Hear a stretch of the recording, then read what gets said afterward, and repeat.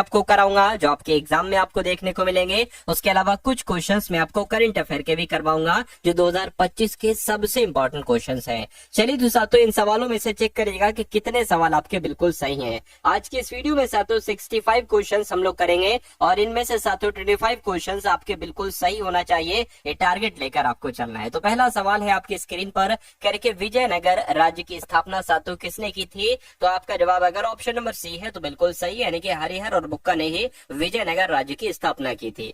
विजयनगर साम्राज्य का प्रथम राजवंश साथियों कौन सा था? तो मैं कहूंगा साथियों संगम वंश था। इसमें बहुत सारे वंश हुए, तो विजयनगर साम्राज्य का प्रथम राजवंश संगम वंश था। भारत में सांप्रदायिक निर्वाचन का जनक किसे कहा जाता है? तो आपको याद रखना है साथियों लॉर्ड मिंटो को ही भारत में सांप्रदायिक निर्वाचन का जनक कहा जाता है। अगला देखिए, स्वतंत्र भारत के पहले गवर्नर जनरल कौन थे? तो लॉर्ड माउंटबेटन की अगर बात करें तो लॉर्ड माउंटबेटन ही स्वतंत्र भारत के पहले गवर्नर जनरल थे। साथियों जितने भी क्वेश्चन मैं आपको करवा रहा हूँ ये कहीं ना कहीं आपके मनोमस्तिष्क में स्टोर होते जा रहे हैं और इनका फायदा आपको जब देखने को मिलेगा जब पेपर आपके सामने होगा और यही सवाल आपके सामने से साथियों गुजरेंगे, पेपर में यही सवाल छपे होंगे, तब साथियों आप शुक्रिया अदा करोगे। तो इसलिए परीक्षा से पहले पहले वो सारे सवालों को आप तैयार कर लीजिए जो आपकी परीक्षा में आने की 99% चांसेस हैं। तो भारतीय राज्यों पर अंग्रेजी प्रमुख स्थापित करने के लिए प्रशासन का सहायक संधि प्रणाली का सूत्रपात किसने किया था? ये सवाल बहुत आपसे पूछा जाता है। तो साथियों लॉर्ड वेलेजली ने किया था। आंसर आपका ऑप्शन बी। उसके बाद देखिए, भारतीय इतिहास में धन्वंतरी ये कौन थे? अगर बात करते चंद्रगुप्त मौर्य के प्रसिद्ध सेनापति थे? नहीं, चंद्रगुप्त विक्रमादित्य की सभा को सुशोभित करने वाले प्रसिद्ध चिकित्सक से साथियों धन्वंतरी। बिल्कुल सही। ये सवाल अगर आपको आता है तो ये समझ लीजिए, अच्छी बात है। हिंदू विधवा पुनर्विवाह अधिनियम 1856 जिसे किसके द्वारा पारित किया गया था? तो इसको साथियों लॉर्ड कैनिंग द्वारा पारित किया गया था। ये क्वेश्चन बहुत इंपॉर्टेंट है और आपके एग्जाम में देखने को मिलेगा इस बार। कह रहे रायसीना हिल ये कहाँ पर स्थित है? साथियों बताइए, क्या ये वो स्थान है जहाँ जम्मू कश्मीर के डोगरा शासकों ने जम्मू में अपना किला बनवाया था? नहीं, श्रीनगर में स्थित है साथियों। एक तरीके से बात करें राष्ट्रपति भवन वाले स्थान पर स्थित है। बिल्कुल साथियों, आपके एग्जाम का इस सवाल का जवाब जो होगा वो ऑप्शन नंबर सी होगा। यानी कि कहां पर सदाबहार वन पाए जाते हैं? तो मालवा के पठार में, पूर्वी घाट में नहीं साथियों, पश्चिमी घाट पर साथियों मालवा के सदाबहार वन पाए जाते हैं, पश्चिमी घाट पर। ये बात आपको याद रखना है। राइट आंसर आपका जाएगा ऑप्शन नंबर सी के साथ। अगला सवाल आपकी स्क्रीन पर है, करके चिपको आंदोलन का नेता माना जाता है, बताइए। तो अगर आपका जवाब सुंदरलाल बहुगुणा है तो आपका जवाब बिल्कुल सही हो जाएगा। चिपको आंदोलन का नेता सुंदरलाल बहुगुणा को ही माना जाता है। करके पेडोलॉजी किसका विज्ञान है? तो ये तो इसके अंतर्गत साथियों मिट्टी के बारे में अध्ययन किया जाता है। मिट्टी के अध्ययन को, मिट्टी के विज्ञान को पेडोलॉजी कहा जाता है। करके भारत में ऊर्जा का मुख्य स्रोत क्या है साथियों? तो मैं कहूंगा क्या ऊर्जा का स्रोत है? तापीय ऊर्जा का स्रोत है। आंसर आपका बी होगा। अगला देखिए, भारत की सिलिकॉन वैली स्थित है, तो ये पता कहां पर स्थित है? अगर आपका जवाब बेंगलुरु है तो आपका जवाब बिल्कुल सही है। उसके बाद देखिए, आंध्र प्रदेश में जो अनंतपुर जिला है ये किसके लिए जाना जाता है? तो पता साथियों ये किसके लिए जाना जाता है? ये स्वर्ण के लिए जाना जाता है, अर्थात गोल्ड के लिए जाना जाता है, जिनका आंसर डी है तो बिल्कुल सही है। कह रहे कि पृथ्वी की ऊष्मा से प्राप्त ऊर्जा को क्या कहा जाता है? तो पता साथियों इसको क्या कहा जाता है? पृथ्वी की ऊष्मा से प्राप्त ऊर्जा को, इसको भूतापीय ऊर्जा कहा जाता है। राइट आंसर आपका अगर है ऑप्शन नंबर बी के साथ तो बिल्कुल सही है। कह रहे कि ब्रह्मांड का अध्ययन के रूप में जाना जाता है, यानी कि ब्रह्मांड के अध्ययन को पता साथियों क्या कहा जाता है? कॉस्मोलॉजी कहा जाता है ब्रह्मांड के अध्ययन को। राइट आंसर आपका सी होगा। कह रहे कि तारों का एक ऐसा समूह जिसको उसकी आकृति से पहचाना जाता है उसको क्या कहा जाता है? तो उसको साथियों तारामंडल कहा जाएगा। क्या? उसको तारामंडल कहा जाएगा, यानी कि तारों के समूह जिसको उसकी आकृति से पहचाना जाता है उसको तारामंडल ही कहा जाता है। अगला देखिए, काला सोना किसे कहा जाता है? बताइए। अपरिष्कृत सोने को, पेट्रोल को, कोयले को या साथियों कार्बन को? आपको फटाफट बताना है। तो आपको ध्यान रखना है पेट्रोलियम को कहा जाता है साथियों काला सोना, पेट्रोल। यहाँ पर आपका जो होगा वो बिल्कुल सही जवाब हो जाएगा। अगला देखिए, आपसे पूछा जा रहा है कि निम्न में से किस रेगिस्तान में अत्यधिक मात्रा में स्वर्ण भंडार पाए जाते हैं? तो कौन से रेगिस्तान की बात चल रही है? मैं कहूंगा अटाकामा रेगिस्तान की बात चल रही है। यहाँ पर अत्यधिक मात्रा में स्वर्ण भंडार पाए जाते हैं। अब उसके बाद देखिए अगला सवाल आपकी स्क्रीन पर, कह रहे भारतीय संविधान के निम्नलिखित अनुच्छेदों में से किस अनुच्छेद में ये उल्लेख है कि मुख्यमंत्री राज्यपाल द्वारा नियुक्त किए जाएंगे? यानी कि मुख्यमंत्री जो है ना, इनकी नियुक्ति कौन करते हैं साथियों? राज्यपाल करते हैं। लेकिन ये बात आपको बताना है साथियों कहां पर की गई है? तो ये बात अनुच्छेद 164 में की गई है। उसके बाद देखिए कह रहे कि भारतीय संविधान के किस अनुच्छेद के तहत राष्ट्रीय ध्वज फहराने का अधिकार। ये तो बहुत इंपॉर्टेंट साथियों क्वेश्चन है, आपके एग्जाम में आएगा। तो अनुच्छेद 19 का एक आप लोग याद रखेंगे, इस अनुच्छेद के तहत ही हमें राष्ट्रीय ध्वज फहराने का अधिकार प्राप्त है। कह रहे कि भारतीय संविधान के किस अनुच्छेद के अंतर्गत भाषण एवं अभिव्यक्ति की स्वतंत्रता के अधिकार की गारंटी दी गई है। तो इसका जिक्र साथियों अनुच्छेद 19 में किया गया है। अनुच्छेद 19 के तहत ही साथियों हम भाषण दे सकते हैं और अपनी अभिव्यक्ति की स्वतंत्रता हमें साथियों प्राप्त है। उसके बाद देखिए अगला सवाल कह रही है भारतीय संविधान के किस अनुच्छेद में प्रेस की स्वतंत्रता के बारे में बताया गया है। तो यहाँ पर आपका जवाब भी 1900 अनुच्छेद 19 का एक हो जाएगा। इसमें ही साथियों प्रेस की स्वतंत्रता के बारे में बताया गया है। कह रही है उच्च न्यायपालिका की पहली मुस्लिम महिला न्यायमूर्ति कौन थी। आपकी परीक्षा में कई बार पूछा जा चुका है और इस बार भी पूछा जा सकता है। तो साथियों न्यायमूर्ति एम फातिमा बीबी का नाम आप लोग याद रखेंगे क्योंकि यही उच्च न्यायपालिका की पहली मुस्लिम महिला न्यायमूर्ति थी। अगला सवाल आपके स्क्रीन पर देखिए और बताइए राइट आंसर क्या है। साथियों अगर आपने अभी तक इस वीडियो को लाइक नहीं किया है तो वीडियो को लाइक कर दीजिए। एक जय हिंद का कमेंट आप साथियों में आपसे उम्मीद है कि जय हिंद का कमेंट आप लोग कर देंगे। और अगर आप हमारे चैनल पर नए हैं साथियों तो टारगेट सिलेक्शन इस चैनल को आप लोग साथियों सब्सक्राइब जरूर कर लीजिए क्योंकि ये चैनल आपका सिलेक्शन करवा देगा। जितना आपको अच्छे तरीके से पढ़ाया जाए उतना पढ़ लीजिएगा साथियों। बहुत सारे डिक्टो क्वेश्चंस आपको आपकी परीक्षा में देखने को मिलेंगे। तो जितनी भी क्लासेस अब आपको 6-7 सितंबर से पहले दी जाए है ना, तो साथियों वो सारी चीजों को देखिए, उन सभी संभावित सवालों को देखिए जो परीक्षा में छपने वाले हैं, है ना। भारतीय संविधान के अनुसार उच्च न्यायालय के न्यायाधीशों का स्थानांतरण करने का अधिकार किसके पास होता है। तो ये अधिकार तो सिर्फ और सिर्फ भारत के राष्ट्रपति के पास होता है। अगला देखिए कह रहे कि दिल्ली उच्च न्यायालय की पहली महिला न्यायाधीश कौन थी। तो इनका नाम साथियों लीला सेठ है और लीला सेठ ही दिल्ली उच्च न्यायालय की पहली महिला न्यायाधीश थी। अगला सवाल भारत के पहले उप प्रधानमंत्री कौन थे। तो भारत के पहले उप प्रधानमंत्री सरदार वल्लभ भाई पटेल थे। आंसर आपका ऑप्शन नंबर डी होगा। अगला सवाल है कह रहे कि लोक लेखा समिति में कितने सदस्य होते हैं। तो ये बात आप लोग याद रखेंगे 22 सदस्य होते हैं साथियों लोक लेखा समिति में। उसके बाद देखिए कह रहे कि लोक लेखा समिति में लोकसभा एवं राज्यसभा के कितने कितने सदस्य होते हैं। ये भी सवाल बहुत इंपॉर्टेंट आपके लिए है। तो आपको यहाँ पर याद रखना है कि भैया लोकसभा के तो कितने सदस्य होते हैं 15 सदस्य, राज्यसभा के कितने सदस्य होते हैं 7 सदस्य, यानी कि 15 और 7 कहां पर है, ऑप्शन नंबर सी वाले में है। कह रहे कि मेक इन इंडिया कार्यक्रम का लोगो है। तो मेक इन इंडिया का कार्यक्रम का लोगो शेर है। मैं कहूंगा बिल्कुल सही जवाब शेर है। उसके बाद देखिए कह रहे कि पंचधारा योजना किससे संबंधित है बताइए। क्या ये नदी जल प्रबंधन से संबंधित है या कृषि कल्याण के लिए जानी जाती है या एलपीजी वितरण से है या भूजल प्रबंधन से है। तो अगर आपकी परीक्षा में यह सवाल आता है तो नदी जल प्रबंधन से संबंधित है साथियों पंचधारा योजना। अगला सवाल है कह रहे कि राष्ट्रीय ग्रामीण स्वास्थ्य मिशन ये कब शुरू किया गया। तो ये 2005 में शुरू किया गया था साथियों अप्रैल महीने में। क्या राष्ट्रीय ग्रामीण स्वास्थ्य मिशन योजना साथियों ये आपकी अप्रैल 2005 में शुरू की गई थी।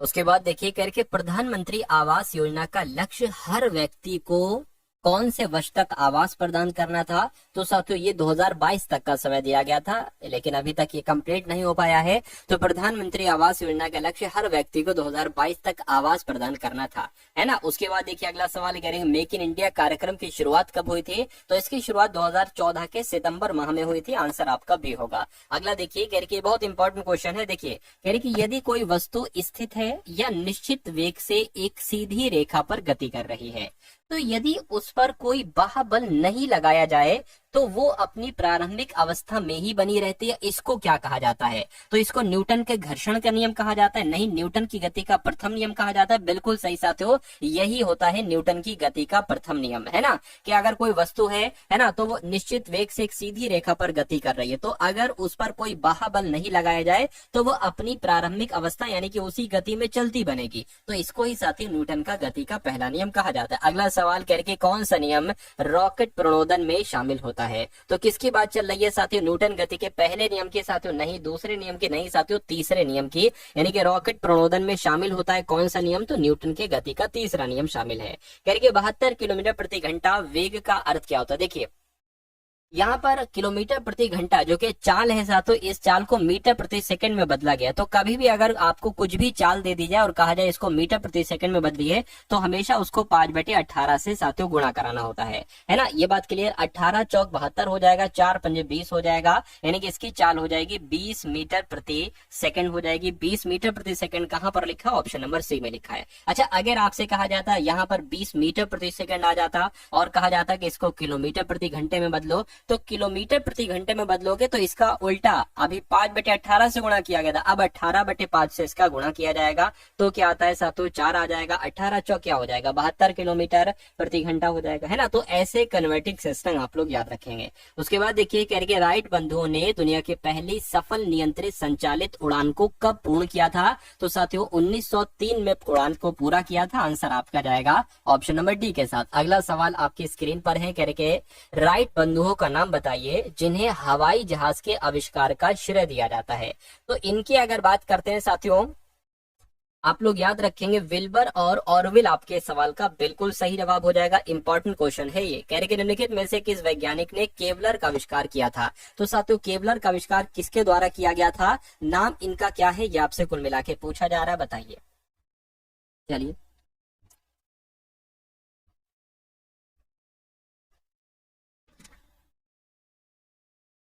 मैरी एंडरसन ने क्या केवलर का आविष्कार किया था? नहीं। स्टीव वेंजियाक ने भी नहीं, बेंजामिन फ्रैंकलिन ने भी नहीं, थॉमस अल्वा एडिसन ने भी नहीं। मैं आपको बता देना चाहता हूँ स्टेफनी लुइस इनका नाम है। क्या साथियों?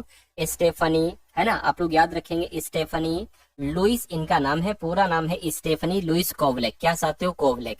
और इनके द्वारा ही साथियों केवलर का आविष्कार किया गया था, ये बात आप लोग याद रखेंगे। अगला सवाल आपकी स्क्रीन पर, निम्नलिखित में से किस वैज्ञानिक ने डायनामाइट का आविष्कार किया था? तो मैं कहूंगा अल्फ्रेड नोबेल की अगर बात करें, अल्फ्रेड नोबेल ने ही साथियों डायनामाइट का आविष्कार किया था।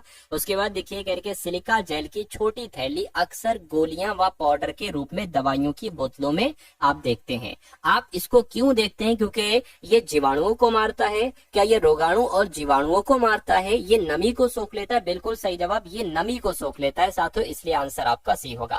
कह रही रासायनिक यौगिक है आरडीएक्स। आरडीएक्स का उपयोग किस रूप में किया जाता है? तो इसका इस्तेमाल एक विस्फोटक के रूप में किया जाता है। आंसर अगर आपका ऑप्शन नंबर सी है तो बिल्कुल सही है। कह रही जैव रासायनिक यौगिकों का उपयोग किस रूप में किया जाता है?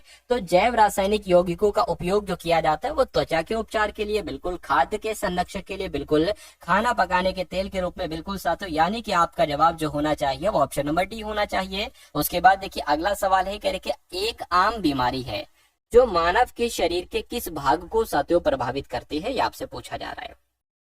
तो ये तो बता ही नहीं गया है कि कौन सी वो आम बीमारी है। बीमारी का नाम तो बताओ साथियों, बीमारी का नाम ही नहीं तुमने बताया है, तो टाइपिंग एरर मुझे ऐसा लग रहा है, इसलिए इस प्रश्न को स्किप कर देना ही बेहतर होगा।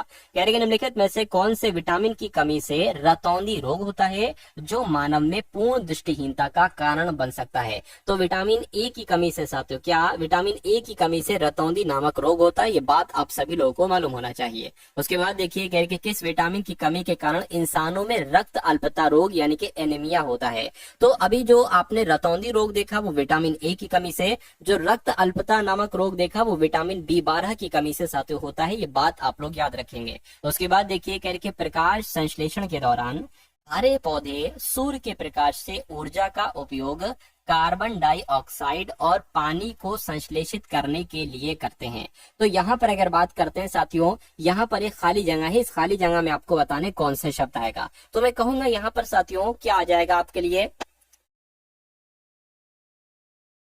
तो इस खाली जगह में साथियों जो शब्द आएगा वो ग्लूकोज आएगा। और पूरा यहाँ पर साथियों क्या हो जाएगा आपका? प्रकाश संश्लेषण के दौरान हरे पौधे सूर्य के प्रकाश से ऊर्जा का उपयोग कार्बन डाइऑक्साइड और पानी से ग्लूकोज को संश्लेषित करने के लिए करते हैं। ये आप लोग याद रखेंगे, आपके एग्जाम में साथियों पूछा जा सकता है। करके प्रकाश संश्लेषण की प्रक्रिया किसकी मौजूदगी में होती है? क्या सल्फर की मौजूदगी में या क्लोरोफिल और सूर्य की रोशनी की मौजूदगी में? मैं कहूंगा बिल्कुल सही जवाब, प्रकाश संश्लेषण की प्रक्रिया क्लोरोफिल और सूर्य की रोशनी की मौजूदगी में ही होती है ना। उसके बाद देखिए करके कौन सा ऊर्जा रूपांतरण है जो प्रकाश संश्लेषण नामक प्रक्रिया में होता है? तो साथियों यहाँ पर potential energy to chemical energy नहीं, लाइट एनर्जी केमिकल एनर्जी, बिल्कुल सही साथ है। यहाँ पर अगर बात करते हैं प्रकाश संश्लेषण नामक प्रक्रिया में जो होता है वो लाइट एनर्जी से केमिकल एनर्जी में साथियों बदला जाता है। आंसर आपका बी हो जाएगा। उसके बाद देखिए निम्नलिखित में से कौन सा स्थान हेमिस मठ के सर्वाधिक समीप है। तो किसकी बात चल रही है? लेह की बात चल रही है। लेह आपके सवाल का बिल्कुल सही जवाब है। यानी कि बाइला कुप्पे मठ यानी कि नाम द्रोलिंग मठ भारत के किस राज्य में स्थित है? तो ये पता कहां पर स्थित है? ये साथियों कर्नाटक में स्थित है। राइट आंसर आपका ऑप्शन नंबर डी होगा। उसके बाद देखिए कह रहे कि अहमदाबाद जो शहर है ये कौन सी नदी के तट पर स्थित है? साबरमती नदी, बेतवा नदी, कावेरी नदी। तो आपको ये ध्यान रखना है कि अहमदाबाद शहर साबरमती नदी के किनारे पर स्थित है। उसके बाद देखिए आपसे पूछा जा रहा है कि मूसी नदी के किनारे पर कौन सा शहर है?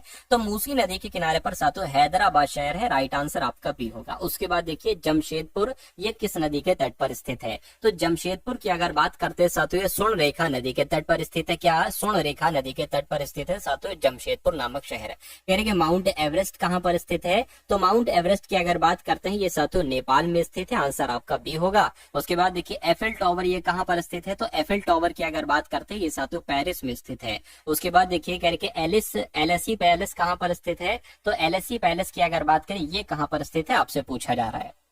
तो आपको याद रखना ये फ्रांस में स्थित है। कहां पर साथियों एलएससी पैलेस स्थित है? फ्रांस में स्थित है। उसके बाद देखिए सुल्तान जौहर कप ये किस खेल में संबंधित है?